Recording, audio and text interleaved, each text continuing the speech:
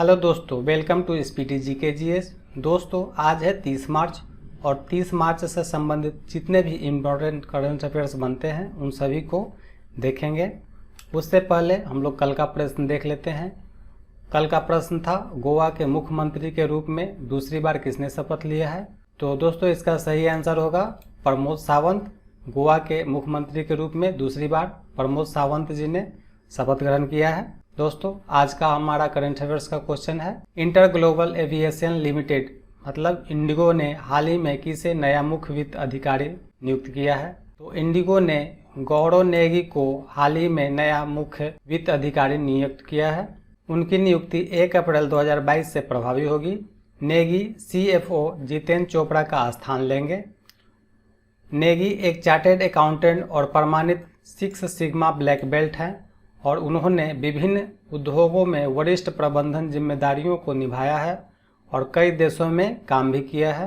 अच्छा, 6 sigma black belt क्या होता है? तो 6 सिग्मा ब्लैक बेल्ट अक्सर एक परामर्शदाता होता है जिसे व्यावसायिक प्रक्रियाओं और विनिर्माण प्रक्रियाओं के सुधार पर ध्यान केंद्रित करने वाली परियोजनाओं के निष्पादन के लिए पूरा समय सौंपा जाता है।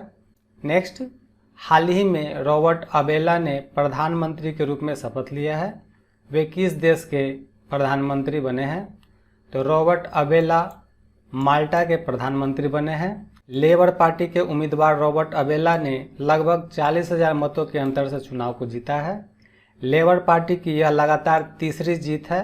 माल्टा जनसंख्या की दृष्टि से यह विश्व का 10वां सबसे छोटा देश है। यह दुनिया का चौथा सबसे घनी आबादी वाला देश है।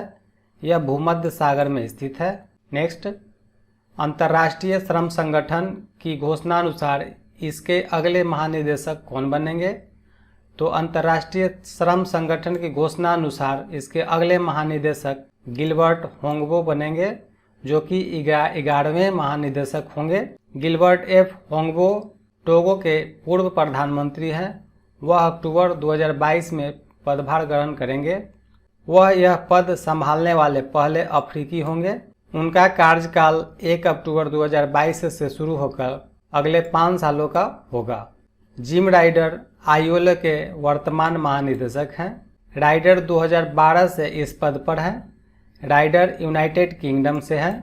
अच्छा, अंतर्राष्ट्रीय श्रम संगठन क्या है? यह संयुक्त राष्ट्र की एक विशेष एजेंसी है जिसमें 187 देश शामिल हैं। इसका गठन 1919 में हुआ था और इसका मुख्यालय स्विट्जरलैंड के जिनेवा में है। यह अंतर्राष्ट्रीय श्रम मानकों को विकसित करता है और सामाजिक न्याय को आगे बढ़ाता है। नेक्स्ट, हाल ही में सरकार ने पूरे भारत में कितने ग्रीनफील्ड हवाई अड्डों की स्थापना के लिए सैद्धांतिक मंजूरी दी है? तो सरकार ने पूरे भारत में 21 ग्रीनफील्ड हवाई अड्डों की स्थापना के लिए सैद्धांतिक मंजूरी दी है। इसमें से 8 ग्रीनफील्ड हवाई अड्डों को चालू कर दिया गया है, जिसमें से सिंधुदुर्ग, शिरडी, कलबुर्गी, कुशीनगर, वारकल, दुर्गापुर, पाक्योंग और कन्नूर शामिल हैं। उड़ान योजना के तहत RCS उड़ानों के संचालन के लिए 154 रीजनल कनेक्टिविटी स्कीम हवाई अड्डों की पहचान की गई है।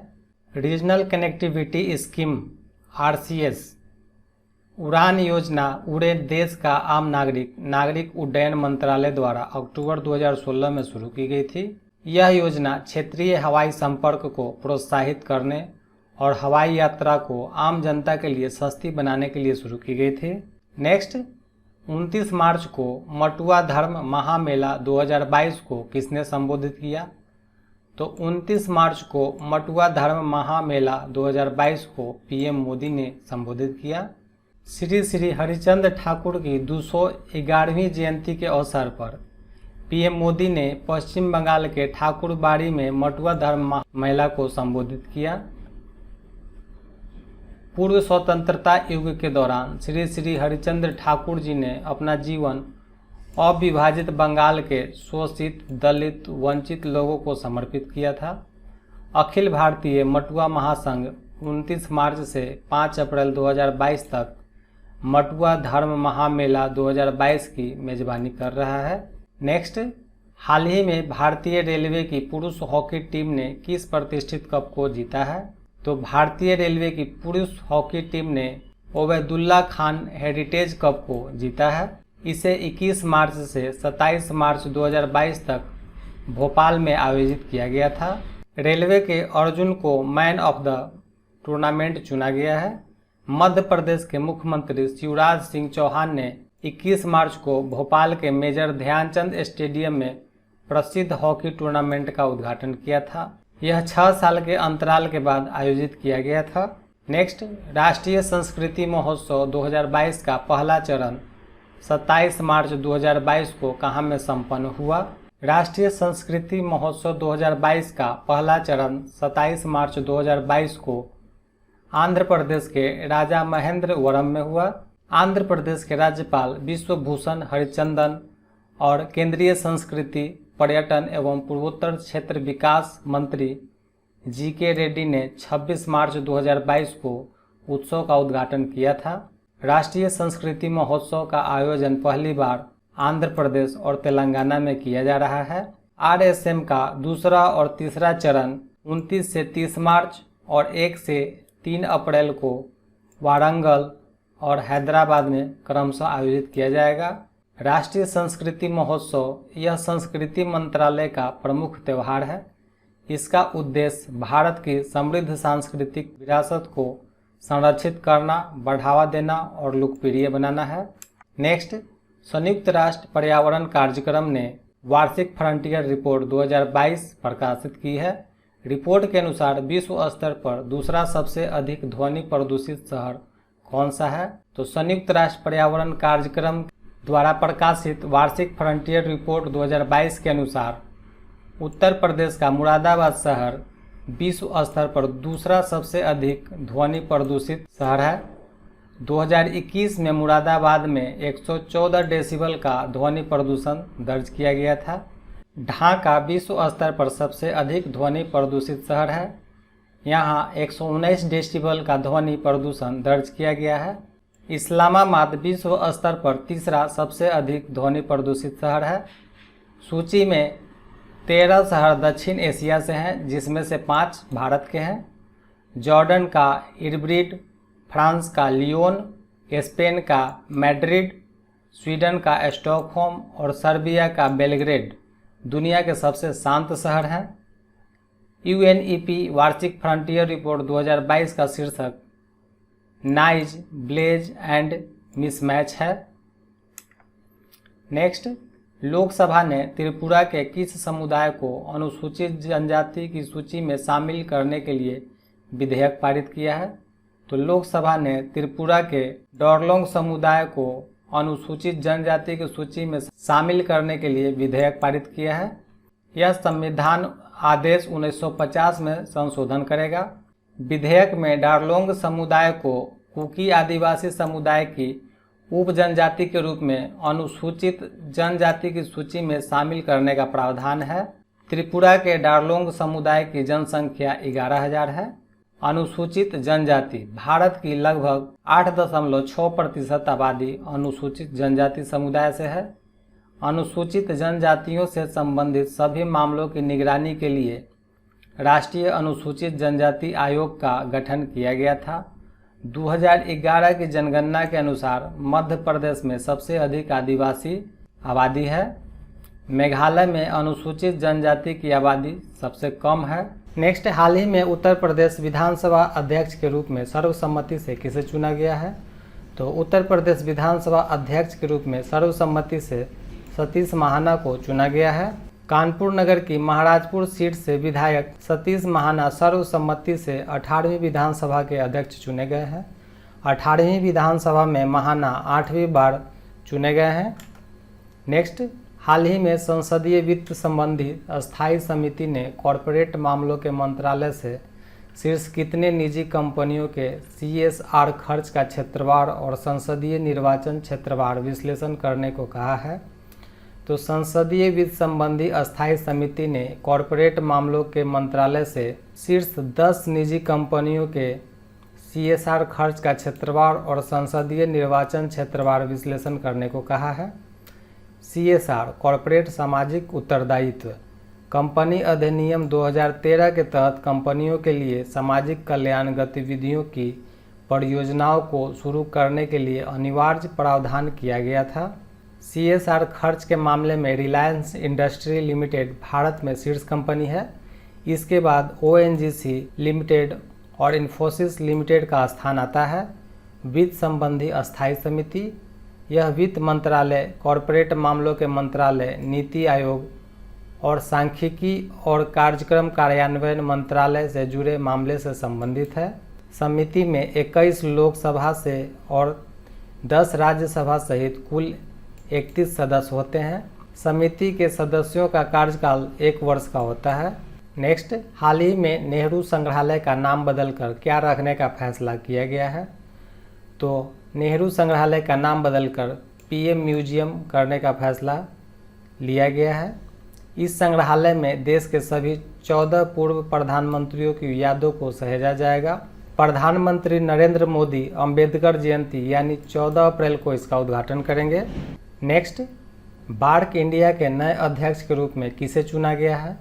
तो बार्क इंडिया के नए अध्यक्ष के रूप में शशिधर सिन्हा को चुना गया है। शशिधर सिन्हा ने पुनीत गोयनका का स्थान लिया है, जो पिछले 2 कार्यकालों के लिए अध्यक्ष थे। बार्क इंडिया, इसका गठन 2010 में विभिन्न हितधारकों के निकायों जैसे Indian broadcasting federation, advertising agencies association of India आदि द्वारा किया गया था। इसका मुख्यालय मुंबई में है। नकुल चोपड़ा इसके CEO हैं। नेक्स्ट, हाल ही में पेटा स्केल सुपर कंप्यूटर परम शक्ति का उद्घाटन राष्ट्रीय सुपर कंप्यूटिंग मिशन के तहत किस संस्थान में किया गया?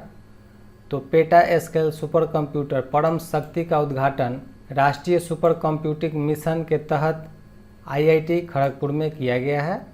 सिस्टम को HPC technologies team centre for development of advanced computing CDAC द्वारा डिजाइन और कार्यान्वित किया गया है। पश्चिम बंगाल के राज्यपाल श्री जगदीप धनखड़ ने 27 मार्च 2022 को सुपर कंप्यूटर का उद्घाटन किया था। सुपर कंप्यूटिंग सुविधा का उद्देश्य बहुविषयक डोमेन में कंप्यूटेशनल और डेटा विज्ञान में अनुसंधान और विकास की गति को देना है। इसके अतिरिक्त IIT खड़गपुर ने centre for computational and data science की स्थापना की, जिसका मिशन सुपर कंप्यूटर त्वरित अनुसंधान और विकास में संशोधनकर्ताओं को प्रशिक्षित करना है। नेक्स्ट, हाल ही के सूचना अनुसार विकेंद्रीकृत अपशिष्ट प्रबंधन प्रौद्योगिकी पार्क का उद्घाटन कहाँ में किया गया है? तो विकेंद्रीकृत अपशिष्ट प्रबंधन प्रौद्योगिकी पार्क का उद्घाटन नई जाफराबाद, पूर्वी दिल्ली में किया गया है। 29 मार्च 2022 को भारत सरकार ने प्रधान वैज्ञानिक सलाहकार के कार्यालय का वेस्ट टू वेल्थ मिशन पूर्वी दिल्ली के न्यू जाफराबाद में विकेंद्रीकृत अपशिष्ट प्रबंधन प्रौद्योगिकी पार्क का उद्घाटन किया। इसका उद्घाटन पूर्वी दिल्ली नगर निगम के सहयोग से ताज़ा नगरपालिका ठोस कचरे के ऑन साइट प्रसंस्करण के लिए किया गया है। इस पायलट के सफल प्रदर्शन से मॉड्यूल को पूरे भारत के शहरों, कस्बों और गांवों में दोहराया जा सकेगा। नेक्स्ट, कोंकण रेलवे कॉरपोरेशन के अनुसार महाराष्ट्र के रोहा और कर्नाटक के ठोकुर के बीच कितने किलोमीटर के रूट पर विद्युतीकरण का काम पूरा कर लिया है? कोंकण रेलवे कॉरपोरेशन के अनुसार महाराष्ट्र के रोहा और कर्नाटक के ठोकुर के बीच 711 किलोमीटर के रूट पर विद्युतीकरण का काम पूरा कर लिया गया है।